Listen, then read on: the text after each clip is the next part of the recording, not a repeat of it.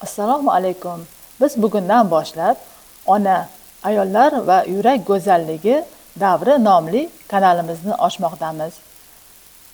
Ushbu kanalda xotin-qizlar ta'limi uchun o'zbek tilida ma'lumot beriladi. Bu kanalni ayollar uchun kanal deb e'lon qilishimizga qaramay, erkaklar uchun ham foydali bo'lishi shubhasiz. Kanalimizning maqsadi ayol onaning oila va xalq hayotidagi ma'naviy ahamiyati va yetakchi rolini yangicha anglash uchun asos yaratish. Bu esa ayollarning ongini kengaytirishga, ularning oila va davlat doirasidagi ahamiyatni qabul qilishga yordam beradi. Hayotdagi axloq va estetika tamoyillar amal qilgan holda oilaviy va ijtimoiy munosabatlarning uyg'unligi haqida tushuncha berish, ayollarning ongli ravishda tug'ish uchun uyg'otish, xotin qizlarning oila va davlat ichida ma'naviy madaniy ahamiyatni anglash, undash.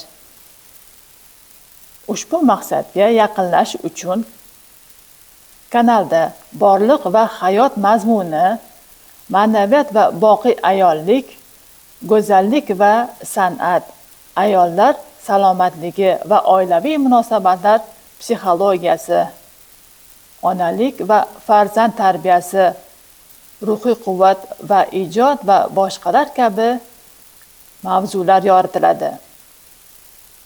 Kanal nomi nimani anglatadi? Bu kanal ona, ayollar va yurak go'zalligi davri deb nomlanadi. Chunki sayyoramiz xalqlarining kelajagi koinotni boshqacha tushunish natijasi bo'ladi. Bu yerda kosmos evolyutsiyasida yetakchi taomil ayol ona ramzi bo'ladi.